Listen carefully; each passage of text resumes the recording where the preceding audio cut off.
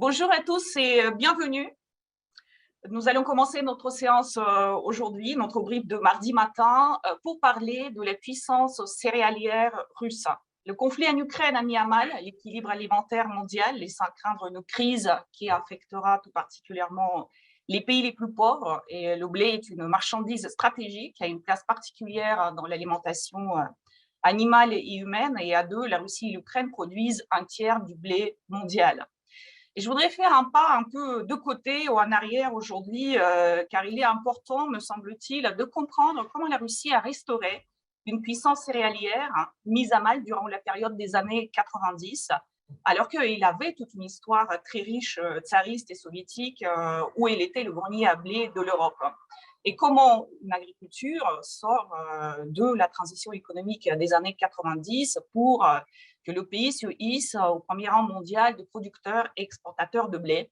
Et pour parler de ces sujets, j'ai le plaisir d'avoir avec nous Caroline Dufy, qui est maître de conférence à HDR en sociologie à Sciences Po Bordeaux et chercheur au centre Émile Durkheim. Elle est auteure de plusieurs livres sur l'économie russe, sur le troc notamment, sur l'ethnographie économique. Et je voudrais surtout citer son dernier livre qui date de l'année dernière, Le retour de la puissance céréalière russe, Sociologie des marchés du blé 2000-2018. Caroline a mené des enquêtes de terrain dans 3 régions, c'est 4 ans de recherche, avec beaucoup d'entretiens des producteurs, traders, exportateurs et syndicalistes. Et donc, Caroline, je vais commencer par te poser la première question sur la politique volontariste de l'État russe sous Vladimir Poutine en matière agricole, avec 2 enjeux, me semble-t-il, sur le plan intérieur, sur la sécurité alimentaire nationale, et sur le plan international, avec les enjeux comme l'exportation, qui permet d'assurer à la fois la rentrée des devises et créer des relations privilégiées avec les puissances au Moyen-Orient et en Afrique. Il me semble que la Russie a bien réussi ce double pari en matière de sécurité alimentaire et elle est devenue aussi une puissance exportatrice extrêmement importante. Qu'est-ce qui a rendu possible cette réussite? Quels ont été les acteurs de cette montée en puissance? Quel était le rôle de l'État? Est-ce que les objectifs fixés ont été atteints? Est-ce que la Russie est-elle complètement autonome en matière alimentaire aujourd'hui? Voilà la première série, la première salve de questions que j'ai envie de te poser. Et juste, je dirais que la séance d'aujourd'hui est ouverte et il y aura la vidéo ensuite qui sera mise sur le lien YouTube si jamais vous avez envie de revoir ou de la diffuser. Merci beaucoup, Caroline, d'être avec nous. C'est avec plaisir que je te passe la parole. Merci à vous merci Tatiana pour ton invitation et merci de m'offrir la possibilité d'exposer et de parler de cette question-là, qui est vraiment une question, enfin pour moi absolument passionnante. C'est-à-dire que comme tu l'as dit, la Russie sort exsangue des années de la transition, donc dans les années 90. Il y a un exode rural absolument énorme. Il y a un effondrement de la production agricole. Il y a le bétail est décimé. Et donc, véritablement, on voit en un peu plus de 2 décennies une restauration d'une puissance agricole considérable au point que la Russie arrive en 2016-2017 à être le premier exportateur mondial de blé. Donc c'est vraiment, enfin c'est le premier, première remarque que je voulais faire, c'est vraiment le caractère étonnant et finalement assez rapide à l'aune des durées de l'agriculture. C'est vraiment quelque chose d'extrêmement étonnant. Alors comment est-ce que ça a été rendu possible? Ça a été rendu possible, alors comme toujours, il y a à la fois une volonté étatique, le poids des acteurs privés, et puis il y a aussi un contexte. Alors je vais commencer par le contexte. Le contexte suit la crise financière de 98. Et de l'effondrement du rouble qui fait que le modèle d'importation agroalimentaire qui existait jusque-là ne peut plus se subsister et continuer. Pourquoi? Parce qu'évidemment, toutes les importations alimentaires deviennent très très chères. Donc finalement, c'est à ce moment-là que l'agriculture va renaître en quelque sorte et va se redévelopper, qu'il va y avoir l'émergence de nouveaux acteurs locaux qui vont se développer à l'abri de cette protection, on va dire monétaire que constitue, enfin de façon un peu paradoxale, la dévaluation du rouble. Donc ça, c'est le premier contexte. Après, il y a le rôle très important de l'État, c'est-à-dire que dès 2000-2005, on se rend compte, donc dans les à la tête de l'État, que finalement l'agriculture est un élément très important, que ça permet une diversification par rapport aux ressources d'exportation énergétique, et que donc ça va devenir un secteur dans la décennie 2000 qui va être extrêmement soutenu par l'État. Et puis, il y a aussi le rôle des acteurs privés qui, eux, vont se constituer en même temps, c'est le troisième point, et qui vont commencer à investir dans l'agriculture, à développer ces productions sur le blé, mais aussi sur d'autres productions. Et ça c'est le troisième élément, si vous voulez, qui va les trois facteurs qui vont contribuer à cette renaissance agricole. Voilà. Merci beaucoup, Caroline. Je pense que chaque point pourrait être développé Oui, avec tout à fait. plus de détails, mais on attendra les questions de la salle, d'ailleurs, que vous pouvez commencer à poser dans notre chat. Et c'est intéressant parce que finalement, tu dates cette renaissance de la crise financière de 98. Et quel était le rôle de 2014, pardon, quand la Russie, avec les contre-sanctions, a interdit les importations de plusieurs produits alimentaires et a lancé la politique de substitution aux importations. Et là aussi, d'ailleurs, le cours du rouble, qui subit une dépréciation monétaire importante, joue aussi son rôle dans ce sens-là en faveur du développement de cette substitution aux importations.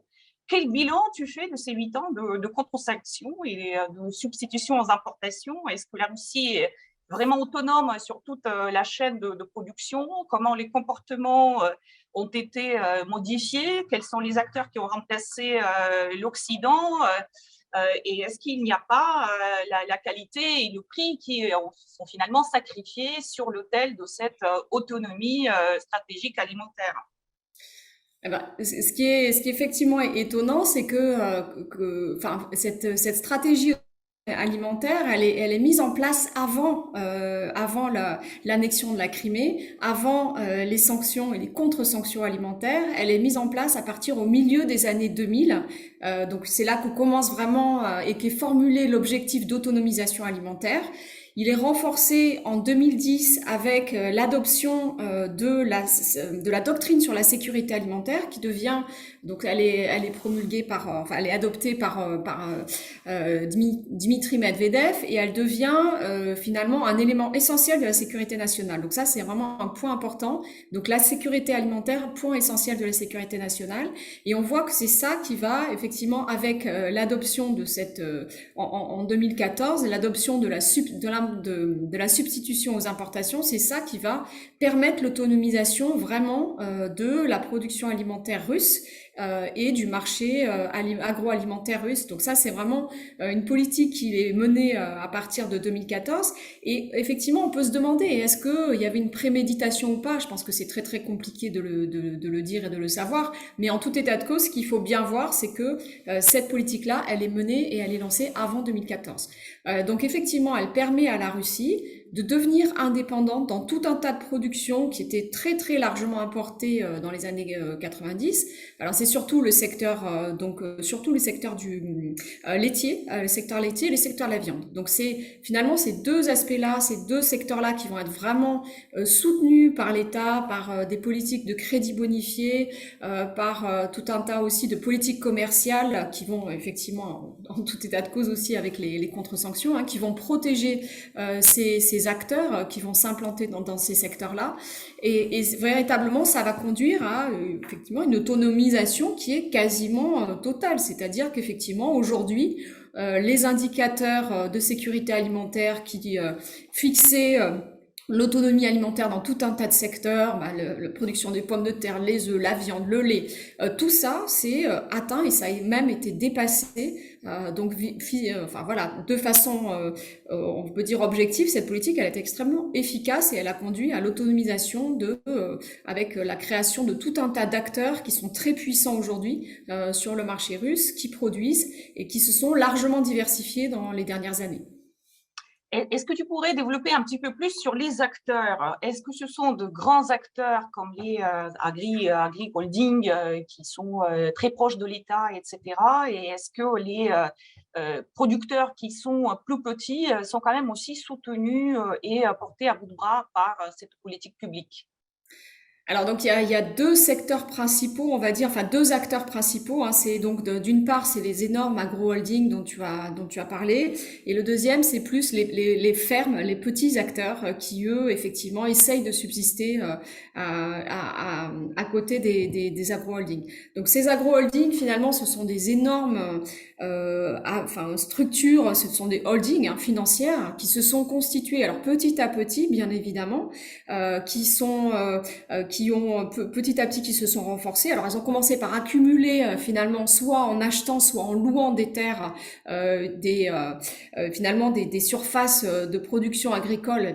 La Russie est un pays immense, hein, bien sûr, donc elles ont commencé par finalement accumuler cette production agricole en accumulant des terres, et puis elles se sont progressivement alors financiarisées, industrialisées et diversifiées aussi. C'est-à-dire que on a vu ces acteurs-là développer des activités, faire des rachats très importants dans les secteurs en amont ou en aval, en particulier en aval par exemple dans le secteur de la transformation, c'est-à-dire faire des pâtes, faire des biscuits, faire du pain, dans les secteurs aussi de la distribution, c'est-à-dire racheter des petites surfaces pour distribuer leurs produits, mais aussi dans le secteur de la restauration par exemple.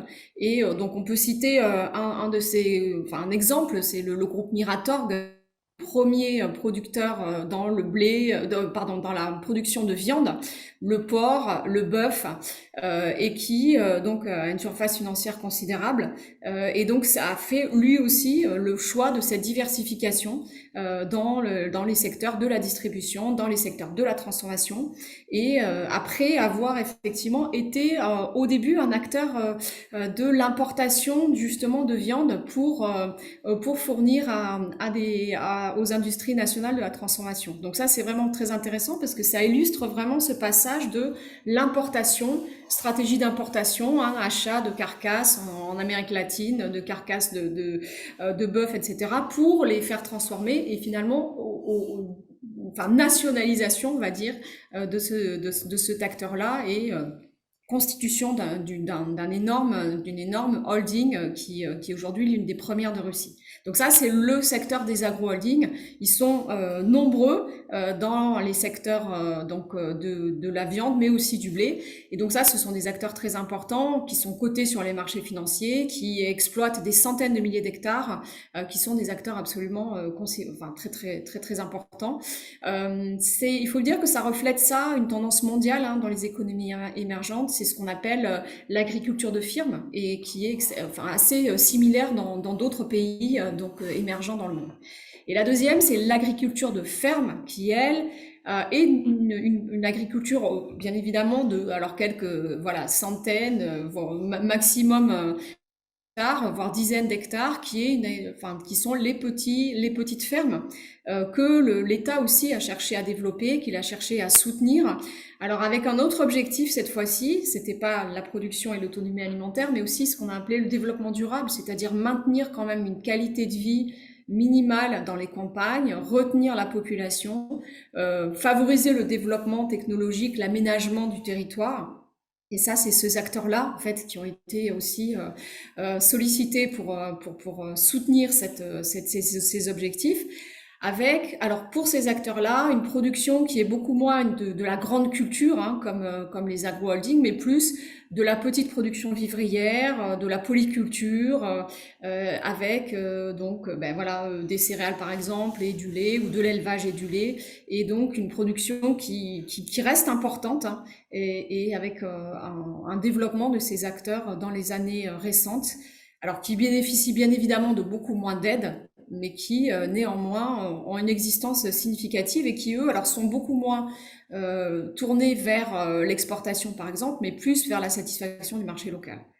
Donc c'est vraiment deux structures très différentes et assez complémentaires. Et je crois que toi, tu as surtout travaillé sur le deuxième type d'acteur, hein, parce Oui, que je t'avais fait la remarque dans ton livre, il y a beaucoup de photos oui. des fermes finalement et des exploitations agricoles. Et j'ai été frappée en fait de constater que ce n'est pas du tout quelque chose de très modernisé qu'on voyait sur ces photos-là, mais Oui. plutôt vraiment la Russie profonde, la Russie rurale. Oui, effectivement, c'est des acteurs qui sont beaucoup moins mécanisés. Enfin, voilà, le degré de mécanisation, la productivité est beaucoup plus faible. Donc, c'est ça, ces acteurs-là cherchent aussi à finalement à se moderniser. Et donc, il y a des programmes importants financiers dans le nouveau plan pour l'agriculture jusqu'à 2030. Il y a des financements qui sont dédiés à la modernisation de ces structures agricoles qui se sont constituées. Alors parfois sur la base d'anciennes structures agricoles, on récupérait des terres, on modernisait, on rénovait des bâtiments qui existaient, qui avaient été abandonnés dans les années 90. Donc on voit dans les campagnes russes ce paysage assez étonnant, effectivement, de ces anciennes bâtisses qui sont petit à petit réhabilitées, transformées, rénovées. Et ce sont ces acteurs-là, effectivement, qui occupent cet espace et qui créent ces nouvelles structures agricoles. Merci beaucoup, Carolina. J'invite notre public à poser vos questions sur le chat. Et en attendant, voilà, il y a une première question. Quel était le rôle des entreprises étrangères, Auchan, Métro, Bonduelle, dans la modernisation du secteur agroalimentaire russe? Quelle est la place du Bélarus dont les exportations agroalimentaires sont essentiellement destinées au marché russe dans la stratégie de l'autosuffisance alimentaire russe? Ouais, effectivement, ce sont des acteurs. Alors c'est vrai que ce sont des acteurs qui ont été intéressants dans les années, donc ils se sont implantés. Alors ça dépend, hein, pour certains de façon assez précoce, mais pour d'autres dans les années 2000, quand ils ont vu effectivement le développement de cette politique agricole qui commençait à imposer des quotas, des tarifs, voire même des interdictions d'importation. Hein. L'idée pour ces acteurs étrangers, ça a été justement de pouvoir profiter du marché russe en s'implantant directement en Russie. Et donc, on a eu effectivement des exemples tout à fait paradigmatiques. C'est vrai que le cas de Bonduelle, par exemple, est tout à fait, enfin, illustre ça très bien. Mais il y a aussi d'autres acteurs comme Danone, hein, Danone qui est l'un des premiers et très anciens investisseurs en Russie, qui s'est implanté pour créer des yaourts, etc. Donc, ce sont des acteurs qui ont le secteur. Alors, je ne sais pas si ça continue à... On a une petite mention Pardon, pardon. sur l'enregistrement. Donc, ce sont des acteurs qui ont contribué à moderniser le secteur et qui se sont vraiment implantés de façon vraiment très importante en Russie. Alors aujourd'hui, alors que vont-ils faire? Effectivement, ça c'est une autre question, mais finalement la russification de ces acteurs-là, effectivement, et la russification aussi de leurs approvisionnements leur permet éventuellement de rester sur place, et c'est le choix qu'ont fait certains d'entre eux, voilà, Auchan par exemple, mais aussi c'est le choix fait par les grandes multinationales du blé, hein, qui ont beaucoup investi en Russie dans des infrastructures, surtout de logistique, de stockage du blé, et ceux-là aussi, alors on les entend peu, mais sont désireux de rester en se russifiant dans la Russie contemporaine. Merci, Caroline. Deux autres questions très différentes sur le chat. Y a-t-il des investisseurs internationaux dans les agro-holdings russes, les Chinois, par exemple? Et une autre question, ne pensez-vous pas également que le réchauffement climatique a dopé les exportations agricoles russes en permettant de cultiver de nouvelles denrées dans certaines régions, par exemple les abricots et noix dans la région de Moscou? Oui. Alors ça, c'est donc deux questions très différentes. La première sur les acteurs étrangers. Donc effectivement, comme je le disais, hein, ils se sont implantés depuis très longtemps. La condition aujourd'hui, c'est une sorte de russification pour qu'ils puissent demeurer.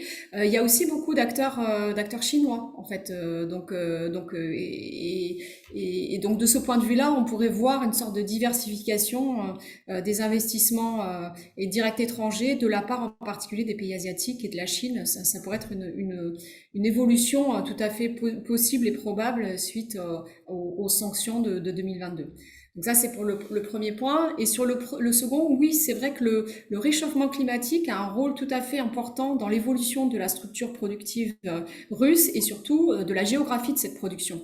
Et on voit en particulier, enfin moi, dans mes entretiens, de nombreux acteurs m'ont dit, bah voilà, nous, avant, on pouvait pas produire dans la Russie centrale ou très peu. Et aujourd'hui, la frontière nord, si vous voulez, des productions, en particulier pour les céréales, enfin, s'élève en fait. Et il y a tout un tas de zones, en particulier en Sibérie, qui jusque-là ne pouvaient pas produire et qui aujourd'hui deviennent des surfaces qui sont exploitables. Donc ça, c'est plutôt de nature à soutenir le potentiel de production russe qui est important, hein, qui s'est élargi aussi à cause de la croissance des surfaces cultivées depuis une vingtaine d'années. Donc ça aussi, ça contribue à accroître le potentiel de production et d'exportation céréalier russe. C'est tout à fait important, effectivement. Merci Caroline. Je ne vois pas d'autres questions sur le chat, donc n'hésitez pas si vous en avez d'autres. Hein. Je vais user et abuser de mon droit de modératrice pour en poser quelques-unes. En lisant ton livre, Caroline, je faisais beaucoup le parallèle avec le secteur de l'énergie, le secteur des hydrocarbures. Il y a une implication très forte de l'État. On sent que pour l'État, c'est vraiment un secteur très stratégique. Il y a les réseaux du pouvoir qui sont extrêmement impliqués. On se souvient du ministre Tkachov qui était en même temps un grand propriétaire terrien. Aujourd'hui, le ministre de l'Agriculture, c'est personne d'autre que le fils Patrouchev, ce qui témoigne quand même de l'importance vraiment stratégique de ce secteur-là. Il y a aussi quelque chose qui ressemble, la Russie exporte plus, si je comprends bien, les matières brutes peu travaillées finalement, avec peu de valeur ajoutée. Donc plutôt le blé que la farine, pour parler d'une manière simple. Et en plus, avec la dernière crise, on voit que la Russie utilise aussi, comme en matière énergétique, ce secteur-là, comme un outil de pression. Est-ce que tu établis ce genre de parallèle sur les différentes étapes et quels sont les signes en fait pour toi qui montrent qu'il s'agit bien d'un secteur vraiment prioritaire et stratégique pour l'État? Oui, effectivement, c'est un secteur tout à fait stratégique et je trouve que cette comparaison avec les secteurs énergétiques, elle est vraiment très pertinente. Et on voit là finalement deux secteurs qui sont les piliers de l'exportation et de la puissance économique de la Russie. Hein. Alors cette puissance, on l'a dit, elle reste quand même assise sur une exportation de matières premières peu transformées dans l'énergie comme dans l'agriculture et surtout dans les céréales. Donc finalement, c'est aussi les fragilités de ce modèle. Mais oui, effectivement, il y a quand même il y a un poids stratégique assez essentiel. Le poids politique, et ça, on le voit avec l'évolution des ministres de l'Agriculture. C'est vrai que c'est assez révélateur de voir Monsieur Patrouchev, donc qui n'est autre que le fils de Nikolai Patrouchev, donc qui font partie des cercles étroits du pouvoir, hein, les fameux Siloviki. Donc on voit bien quand même que c'est finalement une pièce du puzzle qui est extrêmement importante, hein, pour soutenir le pouvoir, assurer la loyauté finalement politique et contribuer aussi à la puissance économique. Donc ça c'est tout à fait net. Donc un rôle stratégique au niveau international, un rôle politique tout à fait central. Et puis, en termes économiques, là aussi, un facteur qui permet de diversifier ce modèle économique avec des cycles qui sont pas les mêmes que ceux du pétrole et de l'énergie. Donc, ça permet quand même, on voit quand même que les prix des matières premières énergétiques, des hydrocarbures sont très, très volatiles. Et donc, ça permet quand même finalement une moindre dépendance et d'atténuer la dépendance par rapport au prix des matières premières énergétiques qui font aussi une grande partie de la puissance économique de la Russie. Donc ça, je crois que c'est aussi très important et ça a été perçu quand même assez tôt, dans les années 2000, comme étant un secteur stratégique qui va permettre quand même d'atténuer cette dépendance au marché extérieur. Et évidemment, cette dépendance va être très très problématique, hein, dans la situation actuelle, évidemment. Donc c'est pour ça que ça reste quand même un secteur très important pour ces trois raisons-là. Merci beaucoup, Caroline. Deux autres questions sur le chat. Les sanctions actuelles gênent-elles l'exportation de céréales? Et une autre, la Russie doit-elle se soucier des sanctions imposées par la communauté internationale? En fait, ça se recoupe, ces questions-là. Oui. Ou est-ce que ces exportations vers la Chine assurent une stabilité suffisante de sa filière à l'export? Alors donc ça c'est des questions effectivement qui sont tout à fait importantes dans la situation actuelle. Alors je vous répondrai en deux temps. Il y a une dimension conjoncturelle, c'est-à-dire qu'aujourd'hui et une dimension logistique. On voit très bien qu'il y a une problématique d'exportation et de routes logistiques qui sont principalement utilisées par la mer Noire, et on a vu dans les conflits avec l'Ukraine combien la question des déminages dans les ports ukrainiens était stratégique, de passage par les détroits du Bosphore et des Dardanelles, aussi le renchérissement des coûts des assurances, hein, donc pour le transport des céréales à court terme, bien évidemment, ça reste un problème très important et qui est de nature à gêner l'exportation des céréales. Mais à long terme, les clients de la Russie dans les domaines des céréales ne sont pas les pays occidentaux. Ce sont les pays du Moyen-Orient, du Proche-Orient et voire même de l'Asie, donc le Pakistan, le Bangladesh, pour l'Afrique, donc le Nigeria, on a vu le ministre, je crois que c'était le président sénégalais, hein, se rendre à Moscou pour justement obtenir des facilités d'exportation des céréales vers les pays africains. L'Égypte est le premier consommateur de blé russe, donc et la Turquie est devenue depuis peu un consommateur très important et un client très important de la Russie. Donc les clients de la Russie ne sont pas les pays occidentaux, et à long terme, on voit plutôt une utilisation de cette diplomatie du blé par la Russie comme étant un élément très important pour contrebalancer les sanctions et l'affaiblissement stratégique de la Russie avec les pays occidentaux. Donc, de ce point de vue-là, à court terme, certes, des difficultés logistiques, mais à long terme, véritablement, sans doute une réorientation des exportations et un renforcement des partenariats avec les pays clients de la Russie qui ont, comme tu l'as rappelé, Tatiana, ont beaucoup besoin de ces exportations. Le prix du blé augmente considérablement, et de ce point de vue-là, la Russie a un rôle, utilise à plein sa puissance céréalière pour jouer un rôle international important auprès de ces pays-là. Merci Caroline. On va prendre une dernière question du chat. Quel rôle a joué l'idée d'humiliation dans la volonté des décideurs russes de moderniser le secteur agroalimentaire, à comparer avec la politique catastrophique de l'URSS en la matière et l'obligation d'imposer des céréales de l'Occident alors que ce secteur était une force traditionnelle de la Russie? Et je vais peut-être ajouter une dernière question. La Russie, à part le blé, et elle est aussi une grande productrice de betteraves sucrières, hein, premier producteur, je crois, de pommes de terre, de viande de poulet, quatrième producteur, de lait de vache, sixième, les viandes oléagineux, engrais. Est-ce qu'il y a d'autres crises et d'autres pénuries à attendre, à part les crises qu'on voit déjà bien pointer le nez?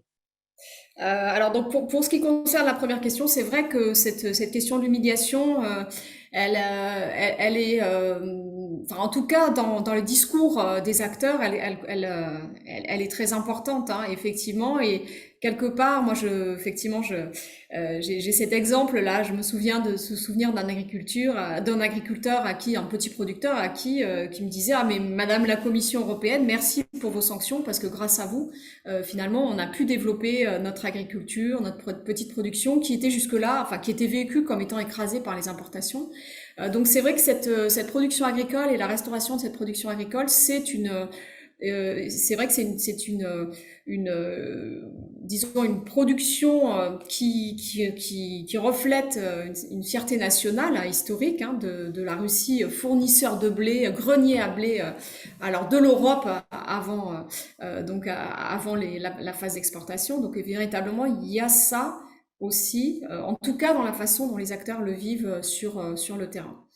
Et puis sur la deuxième question, est-ce qu'il y aurait d'autres secteurs? Alors effectivement, c'est cette restauration de la puissance agricole, comme on l'a dit, elle est étonnante parce qu'elle se fait pas uniquement dans les deux secteurs que j'ai cités, mais effectivement sur tout un tas d'autres positions qui sont importantes. Le sucre, oui, on voit aussi des programmes se développer pour soutenir d'autres productions qui jusque-là étaient peu importantes. Alors on a cité le cas du maïs qui reste une production importante, mais effectivement dans les grandes céréales, mais aussi alors l'orge, ça c'est traditionnellement, mais aussi le développement du sarrasin ou le soutien à d'autres productions agricoles qui pourraient finalement permettre d'asseoir davantage cette puissance céréalière. En tout cas, ça c'est un aliment important.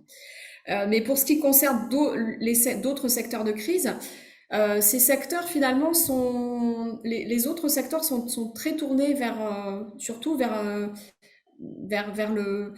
la consommation nationale. Enfin, en tout cas, c'est leur objectif premier. Donc vraiment, le blé pour ça et les céréales sont vraiment une spécificité, à mon sens, stratégique qui est susceptible de peser sur la situation globale, les exportations et la sécurité alimentaire mondiale. Aussi parce que c'est une céréale qui est très consommée pourquoi? À la fois pour l'alimentation animale et l'alimentation humaine. Donc ça rend le blé vraiment, ça fait du blé une céréale très spécifique de ce point de vue-là, me semble-t-il. Caroline, un grand merci. Bravo pour cet exposé très riche et à la fois très synthétique. On te remercie beaucoup et en plus, on est parfaitement dans les temps. Merci pour le public. Merci à vous. Très intéressante. Et je vous donne rendez-vous mardi prochain pour la séance avec Alexandre Gabouev sur la Russie et la Chine, un autre sujet stratégique. Merci beaucoup, Caroline. Merci, au revoir. Merci à vous. Bonne journée. Au revoir.